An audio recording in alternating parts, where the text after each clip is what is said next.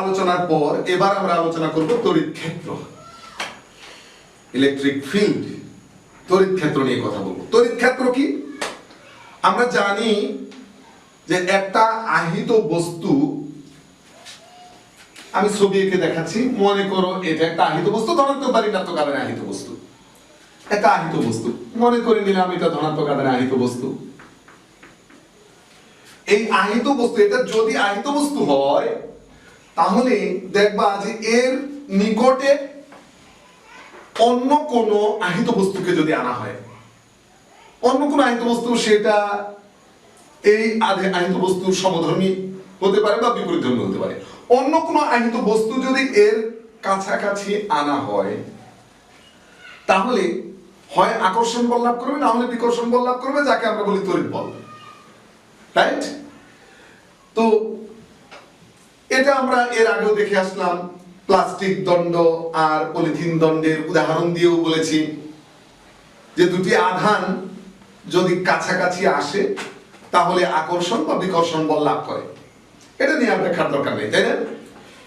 কিন্তু এই যে কাছাকাছি আনলে, আমি বলেছি কাছাকাছি আনলে, আবার বলি কাছাকাছি আনলে, যে কোনো দূরত্বে রাখলে না,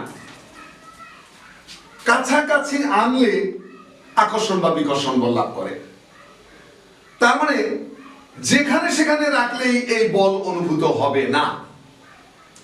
ধরো এই আহিত বস্তুটা স্থির এক জায়গায় রাখা আছে, আর এই যে লাল কলমটা এটা অন্য একটা আহিত বস্তু, এটা ধনাত্মক আধানের আহিত বস্তু, এটা ঋণাত্মক আধানে ধরে নিলাম, এখানে রাখছি, বল অনুভূত হচ্ছে না। কাছে আনলাম, বল অনুভূত হচ্ছে না। কাছে আনছি, বল অনুভূত হচ্ছে না। এখন মনে হচ্ছে যেন এটা একটু টানতেছে, এই বস্তুটা একটু টানছে বলে মনে হচ্ছে। তার মানে কি? আকর্ষণ করছে। কেন আকর্ষণ করছে? এটা ধনাত্মক, এটা ঋণাত্মক। এই জায়গায় আনার পর মনে হচ্ছে যেন একটু আকর্ষণ করছে। তোমরা চুম্বক দিয়ে এই পরীক্ষাটা করতে পারো, তাই না?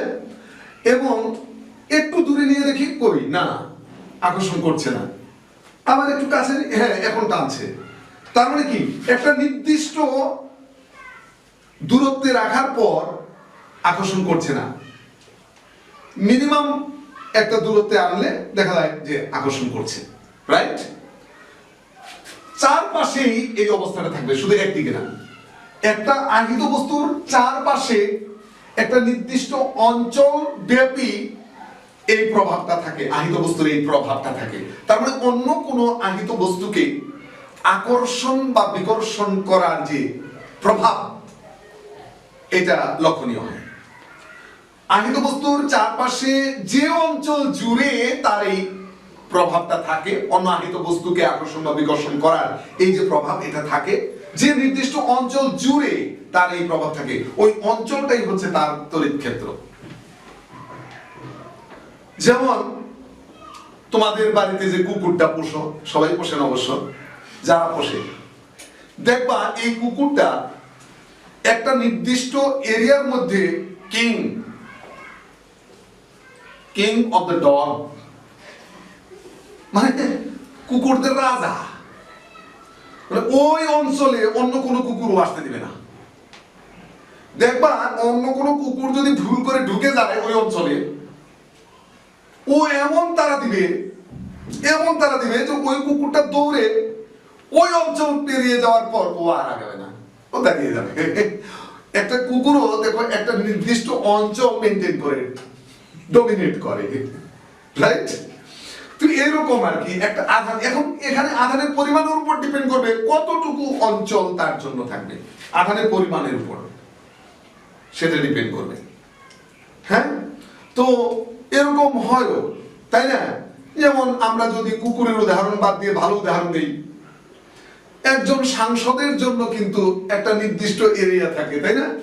এই এরিয়ার জনগণের প্রতিনিধিত্ব সে করবে, যদিও সামষ্টিক অর্থে গোটা দেশের প্রতিনিধিত্ব করে, তাই না? কিন্তু তারপরও তার আসনের একটা সীমা থাকে। এই যে অঞ্চল, তার ডোমেইন, অঞ্চল। একটা আহিত বস্তুর যে অঞ্চল ব্যাপী অন্য একটা আহিত বস্তুর চারদিকে কথাটা আমরা বলবো, একটা আহিত বস্তুর চারদিকে যে অঞ্চল ব্যাপী অন্য একটা আহিত বস্তুকে আকর্ষণ বা বিকর্ষণ করার প্রভাব থাকে, ওই অঞ্চলকে বলা হয় ওই আহিত বস্তুর তড়িৎ ক্ষেত্র। যেমন ধরে নেই আমি যে এই আহিত বস্তুটার তড়িৎ ক্ষেত্র এটা, ধরে নিলাম এটা হচ্ছে এ নামে একটা আহিত বস্তুর তড়িৎ ক্ষেত্র। এখন কথা হলো, ধরো একটা আধান আমি বাইরে থেকে আনছি। আগে তো ঋণাত্মক আধানের কথা বলছিলাম, এবার আমি অন্য আধানের কথা বলি। হ্যাঁ, ধনাত্মক আধানের কথা বলি। আগে কিন্তু ঋণাত্মক আধান কাছাকাছি আনার কথা বলছিলাম, তাই না? এবার আমি বাইরে থেকে একটা ধনাত্মক আধান এদিকে আনার চেষ্টা করছি। নিশ্চয়ই বিকর্ষণ বল অনুভূত হবে একটা, এই যে এই দাগ বা দাগের ভিতরে আসলে, এই দাগের বাইরে থাকলেই কিন্তু কোনো আকর্ষণ বিকর্ষণ কোনো বলই অনুভূত হবে না, রাইট? এই যে আহিত বস্তুর এই যে অঞ্চলের বাইরের বিন্দুই এই আহিত বস্তুর জন্য অসীম দূরত্বে। অসীম দূরত্ব বলতে আমরা এই বুঝবো না যে একেবারে হাজার হাজার মাইল, হাজার হাজার কিলোমিটার, এমনকি বুঝবো না। একটা আহিত বস্তুর ওই যে তার তড়িৎ ক্ষেত্র, তড়িৎ ক্ষেত্রের বাইরের বিন্দুই তার জন্য অসীম।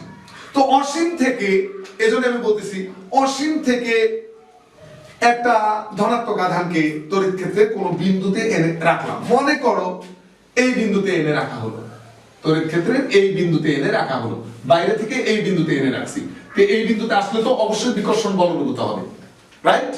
বিকর্ষণ বল কিন্তু অনুভূত হবে। এখন যেহেতু বিকর্ষণ বল অনুভূত হবে, কাজেই সেই বলটা আমি এইভাবে দেখাই, বিকর্ষণ বলটা, আর এইটুকু ডট লাইন দিয়ে দেই। হ্যাঁ, আসলে ব্যাপারটা এরকমই হবে। এই বস্তুটা এই দিকে একটা বল অনুভূত করবে, আর কেন্দ্র বরাবর। আর এই বস্তুটাকে যেহেতু আমরা গোলাকার বিবেচনা করেছি, আসলে গোলাকার না হয়ে অন্য আকৃতির বস্তু হতে পারে, আলোচনার সুবিধার্থে গোলাকার বিবেচনা করেছি। তাহলে এর কেন্দ্র থেকে লম্বভাবে, পৃষ্ঠের সাথে লম্বভাবে এই বলটা কিন্তু বাইরের দিকে ক্রিয়াশীল হবে, পৃষ্ঠের সাথে লম্বভাবে কিন্তু বাইরের দিকে ক্রিয়াশীল হবে। এজন্য কিন্তু কেন্দ্র থেকে ওই বরাবর আমি ব্যাগটা দিয়েছি, রাইট? আচ্ছা, এখন এই পয়েন্টে ধরো এইটা পি বিন্দু, এই পি বিন্দুতে এর প্লাস কিউ আধান এনেছিলাম। মনে করো ধনাত্মক আধানের কথা বলেছিলাম, কিন্তু কিউ পরিমাণ আধান আমি এনেছিলাম, ধরে নেই। এখন এই আধানটাকে যতই তুমি কাছাকাছি আনবে, এইখানে আনো, দেখবা বলের মাত্রাটা বেড়ে যাবে, বিকর্ষণ বলের মাত্রাটা বেড়ে যাবে। আরো কাছাকাছি আনো, আরো বলের মানটা আরো বেড়ে যাবে। বিপরীত ক্রমে তুমি যদি একটু দূরে নাও, দেখবা বলের পরিমাণ কমে যাবে। তার মানে কি, তড়িৎ ক্ষেত্রের সকল বিন্দুতে এই বল সমান হবে না, এই তড়িৎ বলটা সমান হবে না, এক এক বিন্দুতে কিন্তু এক এক রকম হবে। এখন প্লাস কিউ আধান এই বিন্দুতে এনেছি, ফলে আমি ধরে নিলাম তড়িৎ বল এফ লাভ করলো। প্লাস কিউ আধান অসীম থেকে এনে তড়িৎ ক্ষেত্রে পি বিন্দুতে স্থাপন করাতে সেটি এফ বল লাভ করেছে, তড়িৎ বল, কিন্তু তড়িৎ বল এফ বল লাভ করেছে। আমরা যদি একটু ঐকিক নিয়মে হিসাব করি যে প্লাস কিউ এর জন্য, প্লাস কিউ পরিমাণ আধানের জন্য তড়িৎ বল এফ, তাহলে একক আধানের জন্য তড়িৎ বল কত? F by Q. এই যে অসীম থেকে এক একক ধনাত্মক আধান, এর ধনাত্মক আধান অবশ্যই, অসীম থেকে এক একক ধনাত্মক আধানকে তড়িৎ ক্ষেত্রের কোন বিন্দুতে স্থাপন করলে সেটি যে বল লাভ করে, এই যে পরিমাণ বল লাভ করে। একক আধানের জন্য অর্জিত বল কিন্তু এফ বাই কিউ। এই অসীম থেকে এক একক ধনাত্মক আধানকে তড়িৎ ক্ষেত্রে কোন বিন্দুতে স্থাপন করলে সেটি যে বল লাভ করে তাকে বলা হয় ওই বিন্দুর, ওই যে বিন্দুতে এনে স্থাপন করেছি ওই বিন্দু, তড়িৎ ক্ষেত্রের ওই বিন্দুর তড়িৎ তীব্রতা, এটাকে ই দ্বারা প্রকাশ করা হয়, E equal to F by Q.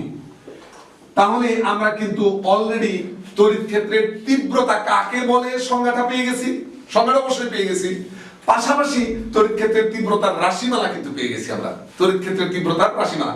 সংজ্ঞাটার গাণিতিক রূপ দিতে গিয়েই আমরা কিন্তু তড়িৎ ক্ষেত্রের তীব্রতার রাশিমালা পেয়ে গেছি। তবে আমি যদি এভাবে বলি, আসলে এভাবে বলা ঠিক না, যদি আমি বলি যে তড়িৎ ক্ষেত্রের তীব্রতার রাশিমালা প্রতিপাদন করো, তাহলে তুমি কি করবে?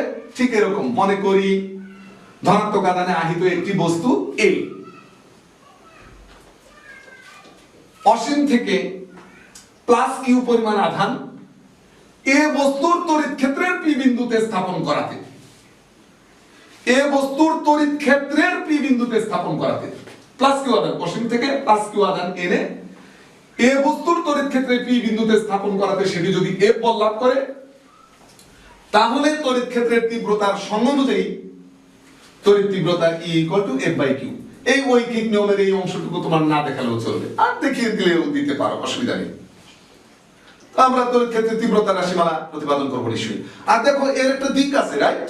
বল যেহেতু একটা দিক লাভ করে, একটা দিকে বলটা ক্রিয়াশীল থাকে, কাজেই তড়িৎ ক্ষেত্রের তীব্রতা কিন্তু অবশ্যই ভেক্টর রাশি, এর একটা দিক রয়েছে, রাইট? হ্যাঁ, আর এর দিক কোনটা? বল যে দিক ক্রিয়াশীল সেই দিকে তড়িৎ ক্ষেত্রের তীব্রতার দিক। আর আমরা যদি তড়িৎ ক্ষেত্রের তীব্রতার রাশিমালা থেকে এর একক বের করতে চাই, তড়িৎ ক্ষেত্রের তীব্রতার একক, তাহলে দেখো বলের একক নিউটন আর আধানের একক কুলম্ব, তাহলে কি আসবে? নিউটন পার কুলম্ব। তড়িৎ ক্ষেত্রের তীব্রতার একক নিউটন পার কুলম্ব। তড়িৎ ক্ষেত্রের তীব্রতার একক, আমি এই যে বলের একক নিউটন আর আধানের একক কুলম্ব, আমরা এটাকে লিখতে পারি বা দিয়ে নিউটন পার কুলম্ব। এই হচ্ছে আমাদের তড়িৎ ক্ষেত্রের তীব্রতার রাশিমালা। আমি একটু আগে বলেছিলাম যে তড়িৎ বলের যে সূত্র ফরাসি বিজ্ঞানী সিএ কুলম্ব দিয়েছেন, তার উপরেই সাধারণত গ নাম্বারের প্রশ্ন হয়। মাঝে মধ্যে এই সূত্রের উপর ভিত্তি করেও কিন্তু গ নাম্বারের একটা সমস্যা দিয়ে দেয়, সেটাও খুব সহজ, মাত্র 3টি রাশি, তড়িৎ ক্ষেত্রের তীব্রতা, বল এবং আধান। 3টি রাশির যে কোনো দুটি দেওয়া থাকলে অন্যটা বের করা যাবে নিশ্চয়ই। আমরা এ ধরনের একটা সমস্যার এখন সমাধান করব। ধরে নেই আমরা যে এই যে আধানটা, এই আধানের পরিমাণ 5 কুলম্ব। ধরে নিচ্ছি যে অসীম থেকে 5 কুলম্বের একটি আধান তড়িৎ ক্ষেত্রের একটা বিন্দুতে স্থাপন করা হয়েছে। প্রশ্ন কিন্তু যাচ্ছে, মানে যে প্রশ্ন যেরকম হওয়ার কথা সেটাই কিন্তু বলতেছি। 5 কুলম্বের একটা আধান কোন একটা আহিত বস্তুর তড়িৎ ক্ষেত্রের একটা বিন্দুতে স্থাপন করা হয়েছে, ফলে সেই আধানটা রাখার কারণে সেটি 200 নিউটন বল লাভ করেছে। মনে করে নাও 200 নিউটন বল লাভ করেছে। তাহলে বলা হলো যে তড়িৎ ক্ষেত্রের ওই বিন্দুর তড়িৎ তীব্রতার মান কত? তার মানে ই এর মান বের করতে বলছে। খুব সহজ, দেখো আমরা যদি খাতায় অঙ্কটা ফরমালি করি, ঠিক এভাবে লিখবো যে এখানে, কিংবা বলবো দেওয়া আছে কিউ ইকুয়াল টু কত? 5 কুলম্ব, আর এফ ইকুয়াল টু কত? 200 নিউটন। আর আমাদের বের করতে বলছে তড়িৎ তীব্রতা ই ইকুয়াল টু 1। এই তো এভাবেই তোমরা লিখবো, তাই না? আর এই পাশে লিখবো, আমরা জানি E equal to F by Q, right? এবার এফ এর মান বসিয়ে দেব 200 নিউটন, আর কিউ এর মান বসিয়ে দেব 5 কুলম্ব। বাস 5 দ্বারা কাটবো, 4 5 20 40 নিউটন পার কুলম্ব। অতএব তড়িৎ ক্ষেত্রের ওই বিন্দুর তড়িৎ তীব্রতার মান 40 নিউটন পার কুলম্ব। এই যে এরকম, এখানে তো তড়িৎ তীব্রতা বের করতে বলছে। অনেক সময় এমন হতে পারে তড়িৎ তীব্রতার মানটাই দেওয়া আছে, তড়িৎ বল বের করতে বলেছে, কিংবা তড়িৎ বল তড়িৎ তীব্রতা দেওয়া আছে, আধান কি পরিমাণ আধান রাখা হয়েছিল সেটা বের করতে বলবে। পারবে নিশ্চয়ই, একই, মানে এই 3টি রাশির যে কোনো দুটি দেওয়া থাকলে অন্যটা বের করা যাবে। তবে সাবধান, একক নিয়ে। আবার বলছি, একক নিয়ে সাবধান। এই অঙ্কগুলো আসলেই সহজ, অধিকাংশ স্টুডেন্টের কাছেও সহজ লাগে, কিন্তু যেখানে ভুল হয় সেটা হলো একক। এককের ভুলের কারণে অঙ্কে নাম্বার আসে না। এই এককের দিকে যদি তোমরা গুরুত্ব দাও, তাহলে অবশ্যই এখানে ফুল মার্ক তোমরা আদায় করতে পারবে।